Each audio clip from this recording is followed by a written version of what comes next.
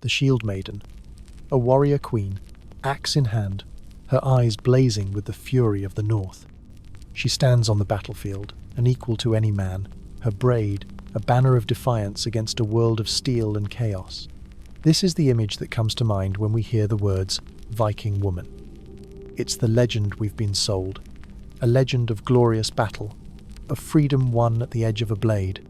But what if I told you that for 99% of the women who lived and died in the Viking Age, this was a fantasy? What if I told you the true story of the Viking woman is far more complex, far more brutal, and infinitely more powerful than the legend of the Shieldmaiden? Her story isn't a secret because it's boring. It's a secret because her battlefield wasn't a muddy field in England. Her battlefield was the home. Her enemies weren't Saxon soldiers. They were starvation, disease, the crushing darkness of the Scandinavian winter, and the suffocating silence of waiting for a ship that might never return. Her power wasn't sealed with a sword. It was sealed with a simple ring of keys. And tonight, we're going to unlock the doors those keys protected. We're going to uncover the secret life of the Viking woman. And I promise you, by the end of this journey, you will see her not as a warrior, but as something far greater, a survivor, the true pillar of the Viking world. To understand her world, you must first forget the longship and instead picture the longhouse. A long, dark, smoke-filled hall built of timber and turf, often housing 20, 30, sometimes 40 people under one roof, alongside their animals during the harshest months. This was her kingdom, and she was its undisputed queen. She was the Húsfreyja lady of the house, and upon her marriage, her husband would present her with a symbol of her new station. Not a jewel, not a crown, but the keys to the food stores, the chests of valuables, and the linen presses. These keys, often made of bronze or iron, were worn proudly at her waist, a visible declaration of her authority. They jingled with every step she took, a constant reminder to everyone in the longhouse of who held the power of their survival. This wasn't mere housekeeping. This was economic management on a life or death scale. She was the quartermaster of a small army. She decided who ate, how much they ate, and how to make the salted fish and dried meats last through a winter that could stretch for 6 unforgiving months. A single miscalculation, a single moment of weakness, could mean the difference between her family seeing the spring thaw or being found frozen in the silence of their home. Imagine the pressure, the cries of hungry children, the sullen glances of farmhands, the desperate lowing of starving cattle in the adjoining byre. All eyes were on her. The Jarl, the great chieftain, could win a battle 1,000 miles away, but if his Húsfreyja failed to manage the harvest, his victory would mean nothing. His warband would return to a home of skeletons. This was the silent, unwritten law of the North. The man brings the wealth in, but the woman makes it last. But her power extended far beyond the pantry, and this is where her story begins to truly defy our expectations. We think of the past as a time when women were property, but in the Viking world, she was a legal entity with rights that would have been unthinkable in more civilized parts of contemporary Europe, and her greatest right was the right to walk away. That's right, divorce. In Norse society, a woman could initiate a divorce for a number of reasons. If her husband struck her in front of witnesses, she could declare herself divorced on the spot. If he was lazy and failed to provide for the family, she could leave. If he shamed her or her family publicly, she could dissolve the union. The process was shockingly public and formal. She had to summon witnesses, stand before her front door, and declare herself divorced from the man within. Then, she had to repeat the declaration at their shared bed. And with that, it was done. She was free. And she didn't leave empty-handed. She was entitled to her dowry, the property she brought into the marriage, and often a portion of the wealth accumulated during it. This wasn't some rare occurrence mentioned in a dusty law code. The sagas, the great epic poems of the North, are filled with stories of powerful women divorcing their husbands and taking their fortunes with them. Think of Aud the Deep-Minded, one of the most famous women of the age. After her husband's death in battle, she didn't remarry. Instead, she commissioned a ship in secret, gathered her family and retainers, and led them on an epic voyage to settle Iceland, becoming one of its most powerful and respected matriarchs. She handed out land, established a dynasty, and died a Christian on her own terms. This legal autonomy gave the Viking woman a level of negotiation and power within her marriage that was extraordinary. She was not a passive participant in her own life. She was a partner, a stakeholder, whose satisfaction and respect were essential for the stability of the household. Her husband knew that if he pushed her too far, he could lose not only his wife but his children and a significant portion of his wealth. But her economic power wasn't just in managing resources, it was in creating them. And her greatest tool wasn't a plough or a fishing net, it was the loom. In our modern world, we see weaving as a craft, a hobby. In the Viking Age, it was a high-stakes industry, and the longhouse was its factory. Every woman, from the lowest serving girl to the wife of a king, was expected to master the art of turning raw wool into cloth. This wasn't a small task. The process began with the shearing of sheep, then the painstaking work of cleaning and combing the wool. It was then spun into thread using a drop spindle, a task that occupied every spare moment while walking, while watching the children, while listening to the skald recite poetry by the fire. Hour after hour, day after day, turning raw fleece into miles of usable thread. Then came the warp-weighted loom, a massive wooden frame that dominated a section of the longhouse. Weaving on this device was physically demanding work. The weaver stood for hours, passing the shuttle back and forth, beating the weft into place with a bone or stone tool, her body moving in a constant rhythmic dance. The cloth they produced, known as vadmal, was the economic backbone of their society.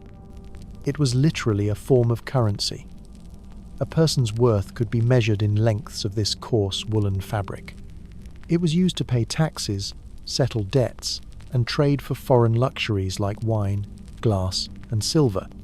A Viking ship setting sail for a trading voyage was loaded not just with furs and amber, but with massive bolts of vadmal, the product of countless hours of female labour.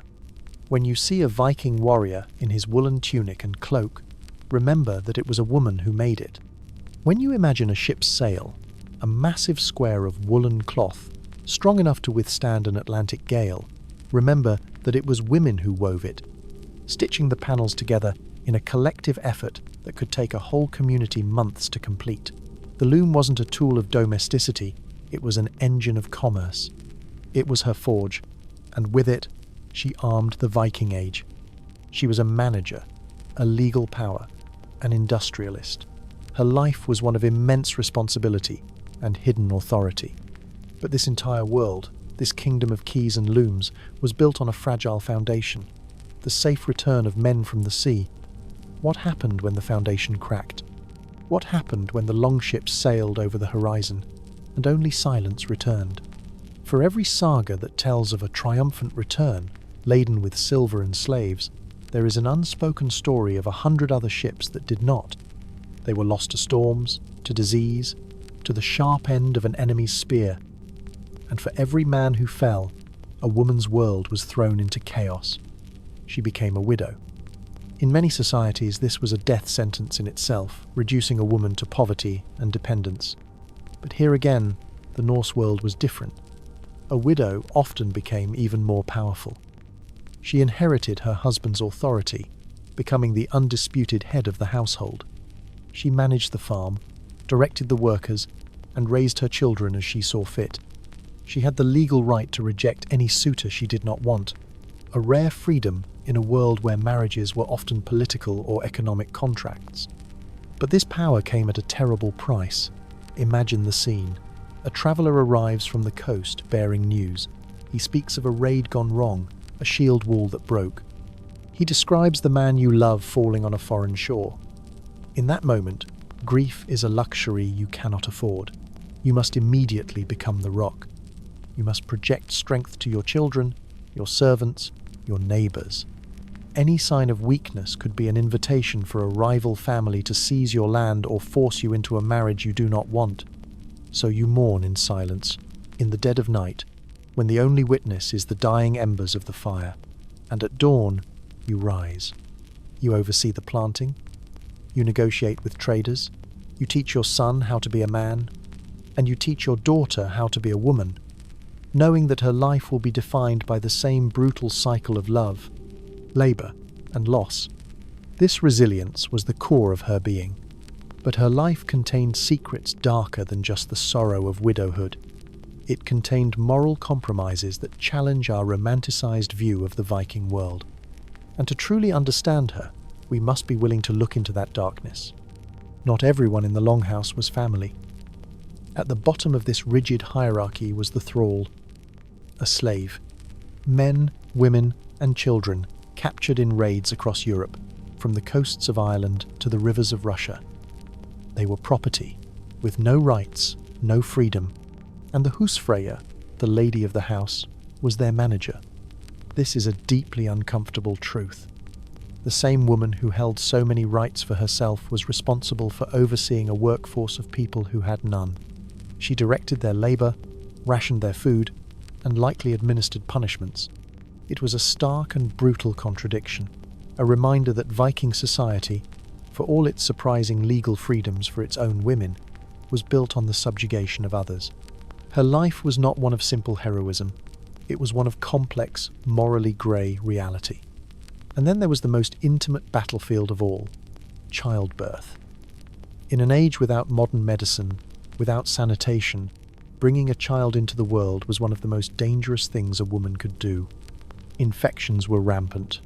Complications were a death sentence. The sagas are quiet on this topic, but the archaeological record is not. Skeletons of young women, buried with the tiny bones of their newborn infants, tell a story of silent, agonizing battles lost in the dim light of the longhouse. Every pregnancy was a gamble with her own life. Every successful birth was a victory against staggering odds. This constant proximity to death, this reality of scarce resources, led to the darkest secret of all, the practice known as utbyrða. When a child was born, the father would examine it. If it was deemed sickly, deformed, or if the family simply could not afford another mouth to feed during a harsh winter, a terrible decision could be made. The infant would be taken out into the wilderness and left to the elements, to the wolves. It is easy for us, in our world of plenty, to judge this as monstrous. But to them, it may have been a brutal necessity, a choice born of desperation to ensure the survival of the rest of the family. We will never know the thoughts of a mother whose child was taken from her arms and left in the snow. We can only imagine the silent, gaping wound it left in her soul. It was a sacrifice made at the cold altar of survival, a secret buried deep in the frozen earth. She endured war, loss, and the darkest of human choices. But her life was not only defined by the material world, she held a spiritual authority, a connection to the gods and the spirits that even the most powerful Jarls had to respect, and sometimes even fear. What was the source of this otherworldly power? While the men worshipped the loud, public gods of war and thunder, Odin and Thorth, woman's spiritual life was often more personal, more ancient. Her domain was the home, and so she was the chief priestess of the domestic cult. She made offerings to the spirits of the land to ensure a good harvest. And she paid homage to the Disir, the collective female ancestral spirits who watched over the family's luck and fortune. She was the keeper of the family's spiritual lineage. She taught the children the stories of the gods, the runes, and the rituals needed to keep the forces of chaos at bay. It was her duty to ensure that the dead were honoured, and that the protective spirits of their ancestors remained content. But some women held a power that went far beyond the hearth. They were the Velva, the seeress, the staff carrier, the prophetess. A Velva was a woman who could enter a trance, travel in spirit, and see the threads of fate that bound gods and men. She was an itinerant figure, travelling from town to town, and her arrival was a major event. The sagas describe her with awe. She would arrive dressed in a blue or black cloak, adorned with strange amulets. She carried an iron staff, topped with a brass knob. She would be seated on a high platform, and a special ritual meal would be prepared for her, often the hearts of various animals. Then, the ritual would begin. A group of young women would form a circle around her and sing a special unearthly song called the Varðloka, designed to lure the spirits to her. As they sang, the Velva would fall into a trance. Her body would go rigid, or she would speak in a strange voice, channeling the knowledge of the other world. She could predict the weather, the success of a harvest, or the outcome of a battle. People would line up to ask her about their future, their love lives, their destiny. A Jarl would not launch a major campaign without consulting a Velva. Her word could shift alliances, start wars, or avert disaster. She was respected, feared, and paid handsomely in silver and gifts. In a world dominated by the physical strength of men, the Velva wielded a power that was intangible, mysterious, and absolute. She was the ultimate expression of female spiritual authority. So, who was the Viking woman? She was not one thing. She was a multitude. She was the Húsfreyja, the shrewd manager whose keys held the power of life and death. She was a legal person, with the right to own, to inherit, and to be free. She was the weaver, the industrialist whose silent labour fueled the Viking economy. She was the widow, the resilient survivor who guided her family through darkness. She was the mistress of thralls, a participant in the brutal reality of her time. And she was the Velva, the spiritual conduit who could gaze into the very heart of destiny. The secret of her life is that there was no single secret. Her existence was a complex tapestry woven from threads of power and powerlessness, of creation and destruction, of breathtaking freedom and crushing responsibility. The Shieldmaiden may be the legend, but the woman who kept the fire burning, who raised the next generation, who managed the wealth, and who held the spiritual fabric of her world together. She was the reality, and without her, the Viking Age would have been nothing more than a few scattered ships, lost to the winds of history. She wasn't just part of their world, she was the world. The stories of great warriors are often written in stone and steel. Her story was written in the threads of a cloak, in the jingle of a key, in the cry of a newborn child, and in the silence of a longhouse waiting for spring. What part of her secret life surprised you the most? The right to divorce? Her role as the economic engine? Or the dark realities she had to face? Let me know in the comments below. Your perspective makes these journeys into the past so much richer. If this story moved you, subscribe to the channel so that more hidden voices from history can be heard.